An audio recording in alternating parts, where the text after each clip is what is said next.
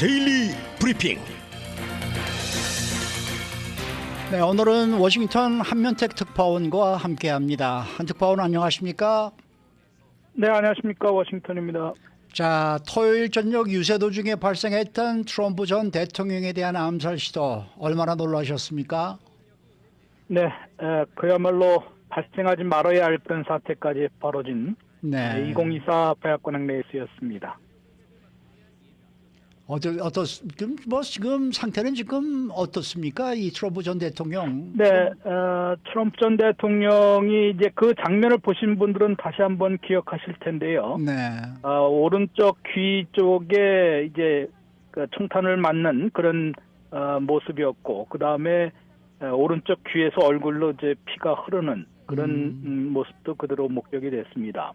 본인은 이제 관통당했다고 얘기를 했는데, 관통까지 이제 당했다 그러면은 상당히 이제 위험한 상태였지만 관통까지는 아닌 것 같고요. 네. 정확하게 뭐 이제 발표되지는 않고 있습니다만은 총알이 스친 거 아니겠느냐. 그런 그 관측도 나오고 있습니다. 물론 이것도 뭐 경호상의 문제도 있고 또 이제 신변상 대통령 후보 유력한 또 차기 당선자가 될 수 있는 분의 그런 암살 시도였기 때문에 네. 상당히 아마 보안에 붙여질 것으로 보이는데요. 외견상으로 볼 때는 뭐 바로 일어서서 당연히 이제 단상으로 몸을 낮췄다가 경호원들에 에워싸서 일어서서 주먹을 불끈 쥐고 몇 차례 이제 파이트라고 이제 투쟁을 계속 되풀이해서 그 얘기를 하는 그런 모습이나 강인한 모습을 보여주고 네. 또 거기에 선거 유세에 참석했던 수많은 그 지지자들은 USA를 외치면서 그야말로 이제 애국심을 표출하는 분출하는 그런 장면을 보여주지 않았습니까? 그런 것으로 볼 때는 분명히 신변 안에 아무런 이상이 없다는 점을 과시한 것이고 또 이 암살 시도에도 살아난 이것도 넘긴 그런 불사조 같은 그런 모습을 보인 거 아니겠습니까? 네, 네. 그러다 보니까 아무런 친 트럼프가 아닌 트럼프 지지자가 아닌 사람에도 저분은 천운을 타고난 거면은 우리 말에도 뭐 옛말에 그런 거 있지 않습니까? 그럼요, 있죠. 나라님은 뭐 하늘이 내린다고 그랬기 때문에 네. 참 별의별 그런 말이 많이 나오들 정도로 상당히 이제 건재를 과시하는 모습이었고요. 오히려 이제 치료받고 뉴저지에 내렸을 때에도 아무런 부축을 받지 않고 트랩을 내려오는 모습을 보여서 그 정도로 전혀 달라진 것이 없는 점을 보여주는 모습이었습니다. 당초 이제 공화당 전당대회가 위스콘신 미러키에서 오늘 개막되지 않습니까? 네네. 트럼프 전 대통령은 당초 한 이틀 있다가 한 수요일쯤에 도착을 하겠다고 예고를 했었는데 일요일 저녁에 더 일찍 도착을 했습니다. 네. 그만큼 이제 아무런 암살 시도에서 살아났을 뿐만 아니라 아무런 변화를 주지 않겠다. 이제 달라질 것은 없다라면서 그야말로 자신이 대관식 18일 날 목요일 날 마지막 날 공화당 대통령 후보로 공식 선출되는 대관식을 갖게 되는데요. 그런 대관식 그리고 공화당의 정말로 단합 축제 이런 것을 통해서 그야말로 이제 백악관에 재입성하는 그런 길을 걷겠다는 점을 분명히 하고 있는 것으로 보입니다. 또 한 가지는 이제 트럼프 전 대통령이 건재를 과시하는 듯 오늘 자신의 러닝메이트 부통령 후보도 발표할 예정입니다. 네. 이번 암살 미수 사건이 트럼프 전 대통령에게 어떤 여파가 미칠까요? 그리고 공화당 쪽에도 어떤 변화가 있을까요? 네, 그야말로 2024 백악관 레이스는 게임이 끝난 거 아니냐 이런 말이 나올 정도. 좀 전에 말씀드린 대로 맞아요. 그냥 흘러가는 소리가 뿐만 아니라 분위기가 지금 전체적으로 그렇게 흐르지 않습니까? 네. 글쎄 말이야. 이러다 보니까 정말로 강인한 지도자층을 상기시킨 거는 뭐가 되겠습니까? 바이든 대통령과는 또 완전히 상반된 그런 분위기, 모습을 보여주는 거 아니겠습니까? 네. 이러다 보니까 정말로 총알을 맞는, 총알이 스쳤든 하여튼 암살 기도에서도 살아남아서 강인한 모습을 보이는 이런 사람이야말로 앞으로 4년간 대학관을 또 맡길 그런 지도자가 아니겠느냐. 이런 모습을 지금 겨우 이제 걷기도 좀 힘들어하고 또 자꾸 깜빡거리는 그런 바이든 대통령의 모습과 네. 비교가 되면서 이런 상황에서 앞으로 지금 112일이 남았는데 112일 동안에 어떤 것으로 이걸 뒤집을 수 있겠느냐. 그러면은 겨우 사실상 게임은 끝난 거 아니냐는 그런 관측이 지배적으로 나오고 있습니다. 트럼프 회사의 주가가 급등을 하고 있는 것만 보도록 그렇고 국제 투자자들도 모두 이제 트럼프 전 대통령의 재집권을 이제 확실하게 예상하고 있는 것으로 보도까지 되고 있거든요. 네. 그런 것으로 볼 때는 트럼프 재집권을 막기는 좀 어렵지 않겠느냐. 이런 쪽으로 나온 거고 반대로 트럼프 전 대통령은 정말로 뭐 사법 리스크든 뭐든 여러 가지 우여곡절이 많았지만은 심지어는 암살 시도에도 이제 그런 거 고통을 겪었지만은 그래도 대학원에 그 재입성하는 그런 길은 뭐 거의 그 더욱 뚜렷해진 거 아니냐. 그래서 이제 그거에 보면은 지금 실제 그게 말로 또 분위기만 그런 것이 아니라 어차피 백악관 주인을 가르는 게 이제 7군데 경합지가 있지 않습니까? 네. 7군데 경합지에서 지금 트럼프 전 대통령이 바이든 대통령을 모두 따돌리고 있기 때문에 270명, 538명의 선거인단 중에서 270명을 확보하면은 대통령이 당선되는 것인데 네. 270명 지금 확보 요것만 해더라도 268명을 지금 확보하고 있는 것으로 계산이 되고 있습니다. 2명만 더 이제 차지하면 되는 걸로 하고 또 바이든 대통령은 191명 확보에 그친 것으로 나타났기 때문에 상당한 이제 격차가 벌어지기 시작했던 것이고요. 네. 그런데 7군데 모두 앞서는 것뿐만 아니라 지금 민주당이 한 20년 이상을 계속 이겼던 민주당 대통령 후보가 이겼던 곳이 지금 경합지로 새로 확산이 되고 있습니다. 그것이 바로 제가 사는 지금 버지니아도 그렇고요. 네. 미네소타, 뉴햄프셔 뭐 이런 데서도 뭐 2명만 더 뽑으면 되는데 이게 버지니아만 해도 13명이 걸려 있고요. 뭐 미네소타 이게 뉴햄프셔 한 곳만 이겨도 그냥 승부는 끝나는데 이렇게 되면은 이겨도 300명을 넘는 압승을 거두진 않을까. 그런 것으로 이제 트럼프 재집권은 거의 확실해지고 있다라는 소리를 듣고 있습니다. 네. 그런 것으로 볼 때 이제 앞으로 112일 동안 또 어떤 일이 벌어질지는 누구도 뭐 장담할 수는 없겠습니다만은 그렇죠. 현재 같은 분위기로서는 트럼프 전 대통령의 재집권을 막지는 못할 것이다. 오늘 그 플로리다 연방지법에서 판결 나온 거 보십시오. 예. 특별검사, 기소한 특별검사 임명 자체가 위헌이라고 판결을 내려버리니까 기밀문건 기소 자체가 다 무효화될 수 있는 것이거든요. 그렇죠. 물론 연방대법원까지 또 끌고 올라가겠습니다만은 결국은 그 기밀문건 판결 자체도 재판 자체도 이 선거일 이전에는 안 된다는 얘기고요. 네. 이거를 연방지법 판사가 트럼프 대통령이 지명한 그런 판사이기도 합니다만은 연방 대법원에서 면책 특권을 또 논의하면서 클래런스 토머스 보수 강경보수파 대법관이 먼저 의문을 제기한 겁니다. 그거에 따라서 이거는 위헌이라고 판결한 것으로 볼 때 법적 사법 리스크도 오히려 지금 트럼프 전 대통령에게 더 도움이 되는 그런 쪽으로 해결이 되고 있어서 그의 재집권을 막기는 매우 어려워지고 있다라는 소리를 듣고 있습니다. 네. 저는 토요일에 이 사건을 TV를 통해서 보면서 첫 느낌은 트럼프 전 대통령이 이번에 이겼다라는 생각이 들었었고 그다음에 본인은 뭐 오른쪽 프롬프터를 보려고 고개를 돌리다가 귀를 맞았다고 얘기를 하는데 만약 목을 돌리지 않고 있었으면 총알은 뒤로 그냥 스쳐 지나가지 않았을까 이런 생각이 좀 들었고 예 그다음에 그런 뭐 여러 가지 이제 관측이 많이 나오는데 이제 경호상 문제로 아마 공개적으로 공개하지는 않을 것 같지만 그렇겠죠. 그 붉은색 모자 있지 않습니까? 네.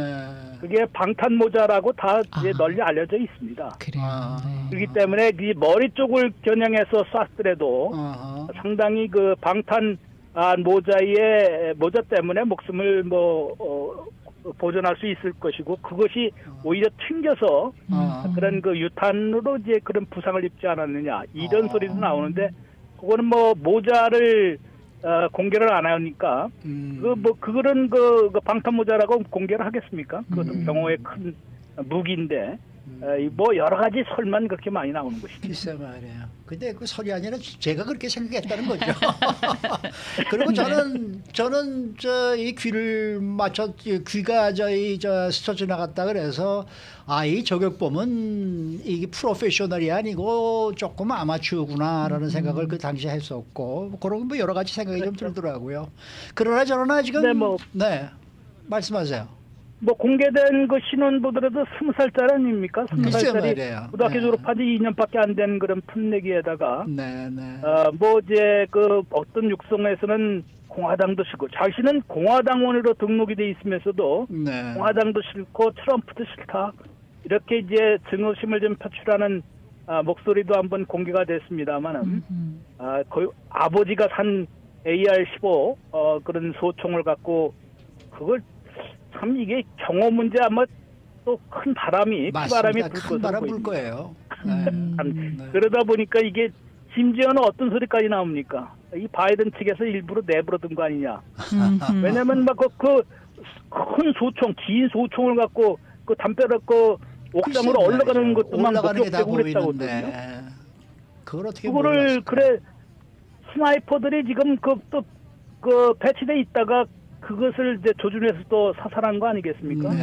그런데 왜 미리 그거를 제압하지 못했는지 여러 가지로 미스터리가 있는데 이거는 당연히 경호상의 그 큰 문제가 될 것이고 물론 벌써 의회 청문회까지 열릴 예정입니다만은 하원 청문회까지 열릴 예정이지만 상당한 또 피바람이 불 것으로 보입니다. 네, 저는 이 부분도 좀 짚어갔으면 좋겠는데요. 살인 미수도 살인 미수인데 총기 규제, 미국의 총기의 상황에 대해서 대통령 후보를 저격할 수도 있다라는 거에 초점을 맞춰서 누가 대통령이 되더라도 총기 규제에 대해서 좀 강력한 그런 그게 공화당의 좀 딜레마예요. 그러니까요. 네, 네. 그거는 기대 안 하시는 게 나을 것 같고요. 기대했다가면은 실망만 더 클 것이고. 네. 아니 사람들이 60명이나 죽고 그런 대규모 살상극에도 워싱턴 정치권에서 총기 규제가 전혀 꼼짝 안 하는데 나도 안 됐는데 네. 이게 또 하루 이틀이 아니었지 않습니까? 맞아요. 50년 동안 한 번도 안 되는 그런 총기 규제, 그다음에 또 총기를 규제할 수도 없을 뿐더러 이제 인구수보다 많은 총기가 지금 범람하고 있고 그쵸. 총기 구입하는데 뭐 한 가지 딱 필요한 것이 있다고 합니다. 돈이란 돈만 있으면은 언제 어디서나 다 살 수 있는 이런 그 총기가 범람하는 사회에서 총기를 어떻게 막겠습니까? 그러다 보니까 정말로 이게 총기 비극의 나라가 돼버린 것을 되돌리기는 상당히 맞습니다. 어려울 것이기 때문에 그러네요.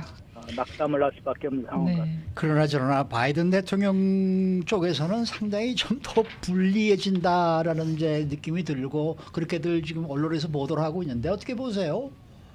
네, 거의 게임 끝이라는 건 반대로 바이든이 뒤집을 수 있는 그런 길이 거의 없어졌다. 베니쉬라고 그러죠. 베니쉬. 사라져버렸다고 패스가 이 길이 사라져버렸다고 벌써 오피니언란에 뉴욕타임스에 또 게재가 됐거든요. 그거는 반드시 뉴욕타임스 하면은 오피니언란에도 바이든 지지자, 민주당 지지자의 의견 아니겠습니까? 그렇죠. 그럴 정도로 상당히 낙담하는 그런 분위기를 보이고 있고요. 민주당은 상당히 또 고민에 빠져 있습니다. 이 바이든 대통령을 지금 후보 교체론을 계속 제기를 하면은 판을 뒤집을 수 있다라는 희망이 좀 남아 있었기 때문인데 이게 분위기가 완전히 트럼프 쪽으로 기울다 보면은 바이든 대통령을 교체해도 이긴다는 보장이 없습니다. 판을 뒤집을 수 있다는 보장이 없기 때문에 이게 바꿀 수도 없고 그렇다고 바이든대로 그냥 계속 유지해서 가갖고 그냥 앉은 자리에서 그대로 그 패배를 감수해야 될지 상당히 고민을 해야 되는데 아무튼 8월 17일, 19일인가요? 언니가 전당대회거든요. 네, 네. 오전에는 그래도 결단을 내려야 되는데 뭐 바이든 대통령은 그래도 본인은 계속 완주하겠다라는 의지를 계속 고수하고 있는데 정말로 이제 그 수치가 나오면은 뭔가 다를 겁니다. 네. 7대 경합지에서 지지율이 그냥 엄청난 차이가 나고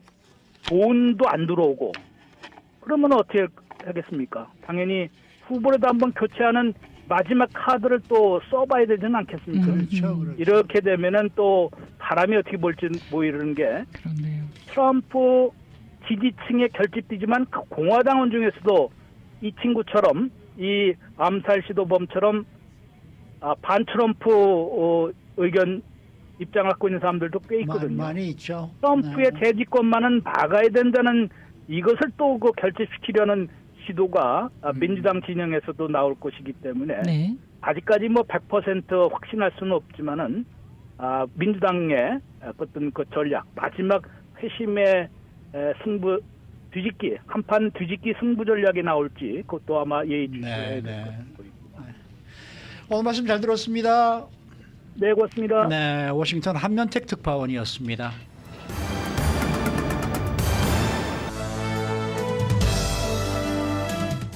인사이드 아메리카.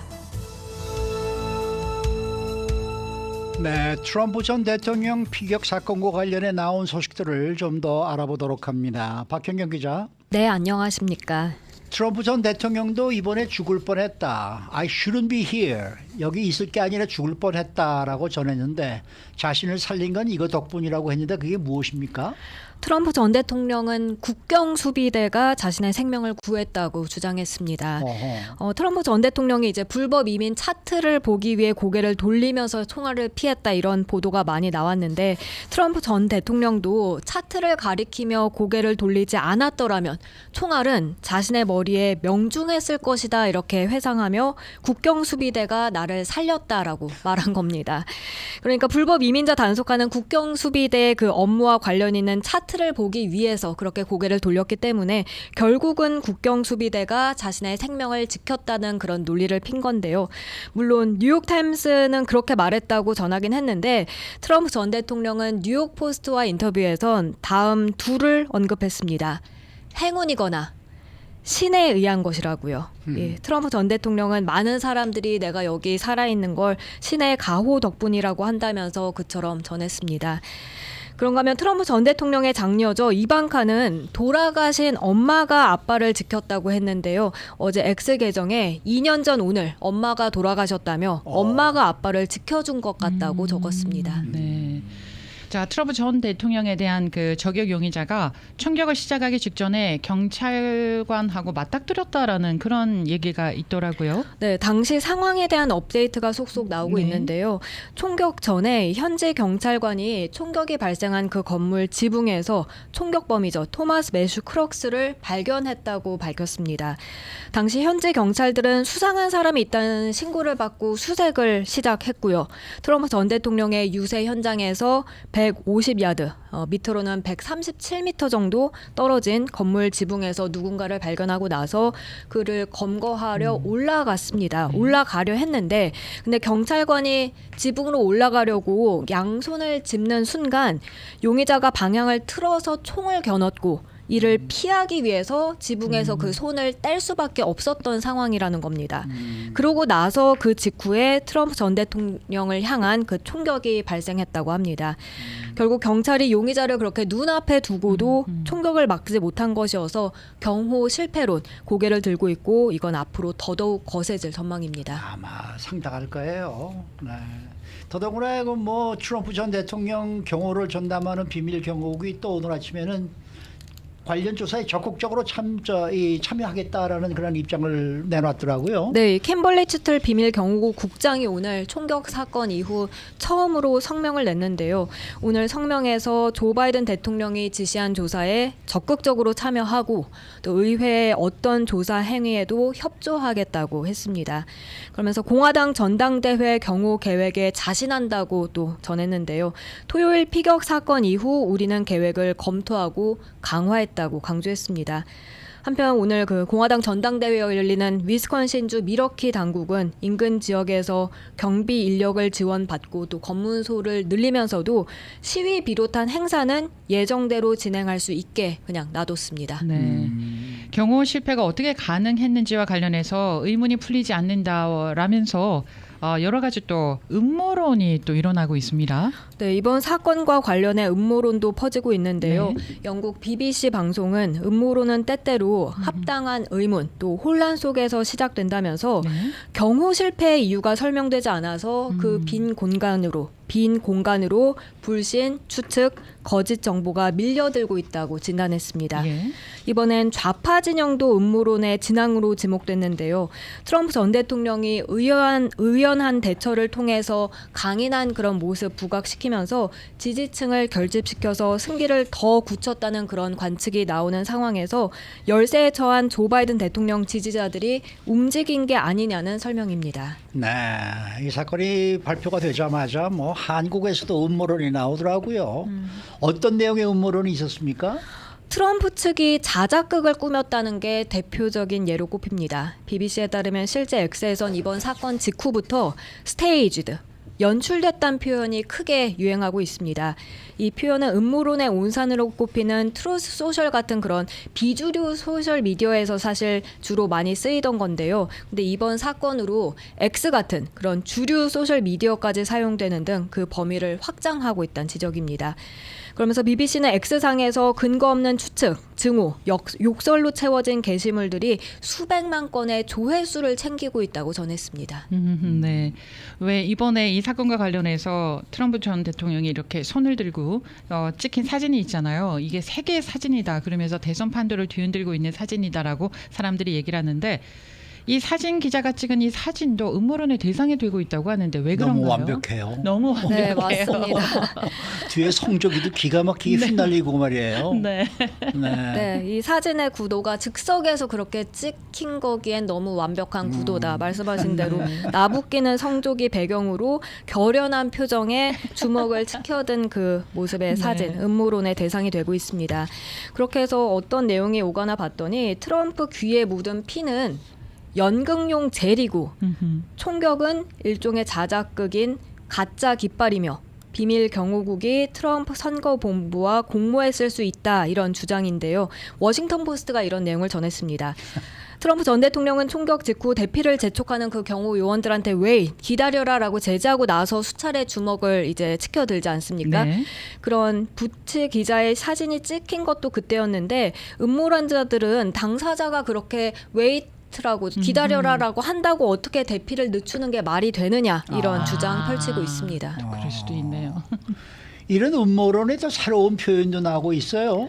블루 언언이란 맞아요. 표현이 등장했습니다. 큐언언은 뭐 잘 아시다시피 이제 트럼프 전 대통령을 추종하는 구구 음모론 집단이죠. 여기에 빗대어서 이번엔 블루 언언, 좌파 진영 내부의 음모론의 세력을 가리킵니다. 워싱턴 포스트는 블루 언언 음모론이 홍수를 이루고 있다고 했습니다. 네. 이와 반대로 극우를 비롯해서 트럼프 전 대통령을 지지하는 우파 진영에서도 다른 방향으로 또 음모론이 확산되고 있다고 해요. 네, 트루스 소셜 이용자들은요 이번 총격 사건 배후에 바이든 대통령이나 버락 오바마 전 대통령 아니면 힐러리 클린턴 전 국무장관이 있다거나 또 그게 아니라면 중앙정보국 CIA가 암살을 기도했다 이런 주장을 펴고 있다고 뉴욕타임스가 보도했습니다. 예, 트럼프의 측근으로 분류되는 대행 비서실장은 추측과 거짓 정보를 퍼뜨리는 이들은 우리의 관심을 받을 자격이 없다라고 하면서 자제를 촉구했는데요. 네. 그랬더니 이 글엔 곧장 어떻게 정부와 법무부가 말하는 걸 믿느냐? 우린 그럴 수 없다 이런 댓글이 달려서 예. 음모론 확산이 쉽게 멈추지 않을 것임을 시사했다고 신문은 전했습니다. 네.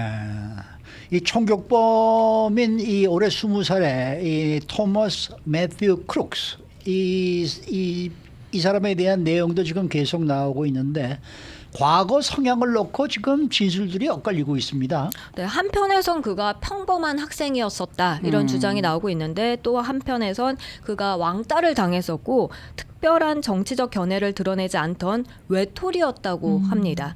한 동창은 크룩스가 딱히 인기는 없었지만 괴롭힘을 당하지도 않는 그저 평범한 소년처럼 봤다고 했습니다. 그리고 또 다른 동창생도 비록 인기 있지는 않았지만 그래도 친구들이 있었고 교사들의 사랑도 받았다면서 위험 징후 같은 건 느끼지 못했다고 말했습니다. 그런데 이런 이야기와는 또 정반대로 말하는 동창들도 있다고 하더라고요. 네, 크룩스가 외모 때문에 끊임없이 괴롭힘을 당했고 군복이나 사냥복을 입은 채 교실에 나타나기도 했다는 그런 한 동급생의 회상도 나왔습니다. 예. 종종 수업이 시작될 때까지 카페테리아에 홀로 앉아 있었다 하고요. 거의 매일같이 괴롭힘을 당했고 따돌림 받는 사람이었다는 겁니다. 한편 크룩스가 고등학교 1학년 때 그 학교 사격팀에 못 들어갔다는 내용 이미 많이 알려졌는데요. 이에 관해서 뉴욕 포스트는 크룩스가 사격팀에 들어가지 못한 건 실력이 부족했던 건 거기에 더해서 총기와 관련해서 부적절한 농담까지 했었기 때문이라고 그 한 동창생 발언을 소개하기도 했습니다. 네, 이 크루스 가족에 대한 얘기도 나오고 있다면서요. 어떤 네. 내용이에요? 이 크룩스는 평범한 중산층 출신이라고 합니다. 다만 펜실베니아주가 공화당, 민주당의 지지세가 팽팽한 대선 경합주란 사실을 뒷받침하듯 크룩스는 가족들의 정치 성향이 혼재된 가정에서 생활했던 것으로 나타났습니다. 크룩스는 공화당원 등으로 등록돼 있었고 또 어머니 같은 경우는 민주당원이었고 아버지는 자유주의 성향이었다는 한 의원 인터뷰를 뉴욕타임스는 실었고요. 우리 지역에선 전형적인 정치 성향이 혼재된 가정이었다고 설명했습니다. 그런가 하면 이 밖에도 크룩스는 17살 때였던 2021년 조 바이든 대통령 취임 선서날에 민주당 기부 플랫폼을 통해서 $15를 기부한 적이 있다고 신문은 전했습니다. 하지만 지금까지 범행 동기는 알려지지 않고 있는데요. 연방수사국 FBI 정확한 범행 동기를 밝히는데 어려움을 겪는 그런 모습입니다. 네, 수고 많으셨습니다. 고맙습니다. 박현경 기자였습니다.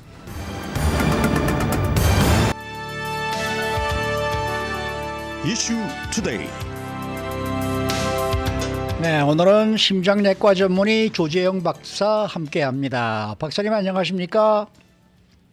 네, 안녕하세요. 네, 요즘 그 낭만 닥터 김사부나 슬기로운 의사생활 같은 그 한국의 의료 드라마를 보면은 항상 나오는 단어가 한 가지 있습니다.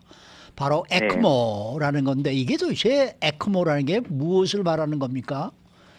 네네, 이제 저희가 주로 이제 약자로 줄여서 에크모라고 얘기하는데요. 네. 요게 이제 영어로 풀어서 쓰자면 Extracorporeal Membrane Oxygenation. 그래서 ECMO, 에크모라고 주로 얘기를 하는데요. 이제 이거는 영어로 줄여서 쓴 말이고 정확하게 한글 표현으로 이제 쓰자면 체외막형 산화 장치 이런 게 되겠습니다. 그래서 이 장치는 이제 굉장히 복잡한 그런 이제 밖에 이제 기계로 이루어진 장치인데요. 그러니까 사람 몸에 삽입하거나 뭐 사람 몸에 이제 들어가는 그런 조그만 장치는 아니고요. 네. 한 TV, 컴퓨터 이런 게 합해 정도 그런 게 합해진 큰 기계라고 보시면 되고요. 네. 이제 요거는 굉장히 이제 목숨이 위중할 때 쓰는 장치가 되겠습니다. 그래서 예를 들어서 아주 중증으로 중환자실에 입원했을 경우에나 쓰는 그런 장치가 되겠고요. 일단 간단하게 우리가 이제 목숨을 유지를 하려면 뭐 여러 가지 장기가 다 중요하죠. 뇌도 중요하고 콩팥도 중요하고 간도 중요하겠지만 가장 중요한 두 개를 뽑으라면 이제 심장하고 폐가 되겠죠. 그래서 심장은 우리 몸에 이제 혈액을 공급하는 그런 장기가 되겠고 폐는 이제 밖에 있는 산소를 우리 몸으로 공급하는 그런 장치가 되기 때문에 일단 목숨을 유지를 하려면 이 심장과 폐의 가장 간단한 기능, 그러니까 우리 몸에 피를 공급할 수 있고 밖에 있는 산소를 피로 공급할 수 있는 그 두 가지 조건만 만들어지면 이제 우리 목숨이 유지가 되는데요. 그래서 그런 두 가지 이제 심장과 폐를 대체하는 그런 장치가 되겠습니다. 그래서 에크모는 이제 펌프가 있어서 그 펌프가 우리 몸에 이제 피를 공급해주고요. 그 다음에 이제 이제 멤브레인 막 같은 게 있어서 그런 막이 이제 밖에 있는 산소를 우리 피로 공급해주는 그런 역할을 하겠습니다. 그래서 일례로 심장이 갑자기 정지하신 환자들이 응급실로 가끔 오시는데요. 예를 들어서 급성 심근경색, 하트어택이 와서 심장이 정지를 하게 되면 단순히 우리 몸에 이제 피가 공급이 안 될 뿐만 아니라 폐에서 이제 산소 교환도 안 일어나기 때문에 이런 경우에 저희가 이제 에크모라는 장치를 써서 이제 혈관으로 피를 공급해주고 산소를 공급해서 우리 몸을 이제 생명을 유지할 수 있게끔 그렇게 도와주고 있거든요. 그래서 실제로 심장과 폐가 다 멎어 있지만 이 에크모라는 장치로 심장과 폐를 대신해서 한 일주일 정도, 7일 정도까지 이 사람의 목숨을 계속 유지를 할 수가 있습니다. 그래서 제가 생각하기에는 이 기계가 정말 획기적인 기계고요. 저는 이제 우스갯소리로 이런 기계를 타임머신이라고 제가 부르거든요. 왜냐하면 환자분들이 이제 심장이나 폐가 기능이 안 좋아서 이제 병원으로 오시게 되면 이 에크모라는 기계를 달게 되면 그때부터 이제 시간이 정지가 되는 거죠. 그래서 저희에게 한 일주일 정도의 시간이 주어집니다. 그러면 그 일주일 시간 동안에 저희가 환자분들이 좋아지게끔 심장도 어디가 이상한지 보고 폐도 어디가 이상한지 봐서 그런 심장과 폐를 잘 진료를 하게 되면 일주일 뒤에 이 에크모라는 장치를 떼게 되면 다시 이제 생명이 돌아와서 환자분들이 이제 생존을 할 수 있게 되는 거죠.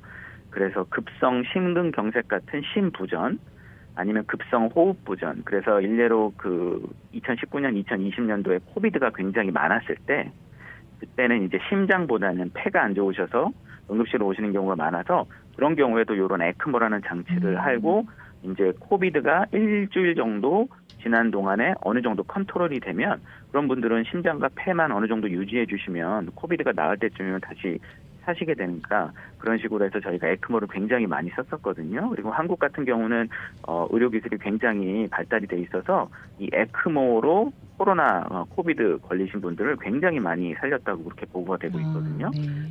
그래서 앞으로 점점 더 많이 듣게 되실 겁니다. 아니 그러면 에크모를 달게 된다 그러면은 자기 본인의 심장과 폐는 작동을 안 한다는 겁니까? 작동을 해서 그걸 도와줄 수도 있고요. 아니면 본인의 심장과 폐가 작동이 안 해도 에크모로서 생명 유지가 될 수 있습니다. 심장이 설 수가 있다는 얘기입니까? 심장이 안 뛰고 있고 안 뛰고 있는 거예요? 자가 호흡이 없는 상태에서 이 에크모를 달게 되면요. 이 에크모 자체로 생명이 유지가 되는 거죠. 생명만 유지되는 건가요? 아니면은 의식은 어떻게 되는 거예요? 이 기계를 달게 되면 일단은 심장과 폐가 먹게 되면은 의식은 많이 저하가 되고요. 예. 또 이제 저희가 인위적으로 이제 의식이 있으시면 안 되니까 너무 중환이기 때문에 저희가 인위적으로 약을 줘서 조금은 재우는 경우가 많습니다. 그래서 그러면은 일주일 동안 심장이 작동을 안 했는데 일주일 후에는 그게 다시 작동이 가능한 거예요? 그런 경우도 있죠. 일주일간은 제가 이제 이 맥시멈으로 기간을 드린 거고요. 실제로 하루 이틀 정도 심장이 안 뛰시면서 자가호흡이 없어도 이 에크모로서 생명을 유지하고 일주일 뒤에 만약에 어떤 급성 폐렴이나 급성 심근경색 같은 경우에는 심장이 큰 손상이 오거나 폐에 손상이 와서 심장과 폐가 작동을 안 하게 되거든요. 그런 경우에 에크모를 달아서 그 심장과 폐의 기능을 유지한 다음에 하루 뒤에 그 심장과 폐가 회복이 되면 그때 다시 이제 깨어나고 이렇게 사람이 살 수 있게 되는 아주 진짜 정말 기적 같은 기계가 되겠죠. 자, 그러면 한 가지요. 약간 결이 좀 다를 수도 있는데 폐쇄성 폐 질환이라는 게 있잖아요. COPD라고. 네네. 예, 이런 분들이 에크모를 활용해서 좀 더 생명을 연장하거나 그럴 수도 있을까요? 그렇죠. 이제 폐쇄성 폐질환은 다들 아시겠지만 주로 이제 담배를 많이 피신 분들한테 많이 나타나는 질환인데요. 예. 일단 담배를 많이 피셨기 때문에 폐가 많이 손상이 돼 있고, 그렇죠. 폐에서 산소 공급 기능이 떨어져 있고, 또 이제 우리 몸에 이제 산소를 공급하는 그런 여러 가지 기능들이 떨어져 계신데요. 이제 급하게 이제 그 만성 폐쇄성 폐질환도 점점 악화가 되는 질환이지만 갑자기 어떤 이유에서든지 예를 들어서 폐렴이 걸리거나 아니면 감기가 걸려서 폐 기능이 악화가 되는 경우 있거든요. 네. 그럼 그런 경우에도 마찬가지로 에크모로서 어느 정도 기능을 유지해주고 폐렴이나 감기가 뭐 한 3, 4일 지나서 회복이 된다. 그러면 그때는 에크모를 떼서 그런 분들도 정상적으로 생활할 수 있게 되는 거죠. 이건 얼마나 오랫동안 작동이 가능한 거예요? 일주일, 아까 말씀하신 일주일이 맥시멈입니까? 네네. 저희가 보통 생각하기엔 일주일 정도가 맥시멈이라고 생각을 하고 있고요. 아하. 물론 이제 환자에 따라서 어떤 분들은 하루 이틀 만에 부작용이 나서 에크모를 떼야 되는 경우도 있고 또 어떤 분들은 제가 확실하게 그 숫자는 머릿속에 기억이 안 나지만 뭐 10일, 2주까지도 무리 없이 에크모를 하시는 분들도 있는데 저희가 보통 생각하기엔 일주일, 그러니까 저희에게 주어진 시간은 일주일이죠. 그래서 에크모를 달았다. 그러면 빨리 일주일 내에 모든 장기와 모든 그런 신체 기능을 체크를 해서 그걸 빨리 정상으로 돌린 다음에 가장 빨리 에크모를 떼는 게 좋으니까 그래서 에크모를 부착한 뒤에는 이게 시간이 많지가 않아요. 빨리 회복이 돼서 에크모를 떼야 그래야 생존율이 높아지기 때문에요. 그러면 에크모를 했을 때 생존율은 어떻습니까? 네, 에크모를 했을 경우에 생존율은요.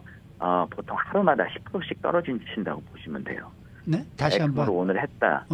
하루에 10%씩 생존율이 떨어지신다고 생각합니다. 10%씩 떨어진다. 네. 네, 그럼 하루 지나면 90%, 이틀 지나면 또 3일 지나면 70% 그런 식으로 해서 일주일 정도 지나면 한 20-30%이기 때문에 생존율이 굉장히 낮아지시고요. 물론 이제 이 생존율은 어떤 평균적인 거고요. 이제 어떤 중증 질환에 따라 다르겠죠. 만약에 폐, 심장, 간, 콩팥 여러 장기가 다발성으로 안 좋으신 경우는 뭘 하더라도 생존율이 떨어지겠고 또 굉장히 이제 건강하신 분이 갑작스럽게 호흡부전이 왔다. 그런 경우에는 에크모를 했을 경우에 뭐 거의 90% 이상으로 다 생존하시기 때문에 그 때에 따라 다르지만 일단 그 정도 되겠습니다. 그런데 그 드라마를 보면 이건 뭐 드라마 얘기를 해서 좀 그렇습니다만 드라마를 보면은 뭐 그 에크모를 갖다가 설치를 해서 환자한테 연결을 했다 그래가지고 그 의사가 뭐 지도교수한테 상당히 욕을 먹고 그러는 장면들이 많이 나오던데 그건 왜 그래요? 그건 왜 그런 거예요? 제가 말씀하신 드라마는 잘 안 봐서 모르겠는데 네. 이제 이 에크모는 굉장히 좋은 기계지만 무의미한 생명 연장에 사용이 되면 안 되겠죠. 네, 왜냐하면 이제 환자분들의 이제 돌아올 가능성이 없는 뭐 예를 들어서 알기 암 환자 같은 경우는 에크모를 하면 일단은 생명은 유지가 되겠죠. 하루 이틀 3일 4일. 그러나 그런 환자들은 돌아올 가능성이 없는 거고 또 이제 가끔 가다가 이제 그렇게 중하지 않은 경우인데 환자가 그렇게 많이 아프지 않은데 에크모를 할 경우 부작용 같은 것도 있기 때문에 그래서 에크모를 선별적으로 사용하는 게 굉장히 중요합니다. 너무 경미한 경우에도 사용을 하면 안 되고 또 아주 심해서 이제 회복 가능성이 없는 경우에도 사용을 하면 안 되고요. 굉장히 선별적으로 돌아올 가능성이 있는 환자들 에크모로서 어느 정도의 서포트를 하면 회복이 될 환자들에게 이제 선별적으로 사용을 해야 되는 거기 때문에 아마 그래서 그런 것 같습니다. 제 생각에는. 그러면 앞서 부작용 얘기하셨는데 부작용은 어떤 게 있습니까? 네, 일단 여러 가지 부작용이 있는데요. 아무래도 이제 심장과 폐 기능을 인공적으로 대신하기 때문에 이제 몸에 있는 혈액을 밖으로 기계로 빼내서 기계에서 산소를 공급해서 다시 혈관으로 보내줘야 됩니다. 네. 네, 그렇기 때문에 이 혈관을 이제 간단하게 손이나 팔에 있는 이런 조그만 혈관을 이제 잡는 게 아니라 사타구니에 있는 굉장히 큰 혈관을 이제 쓰게 되는데요.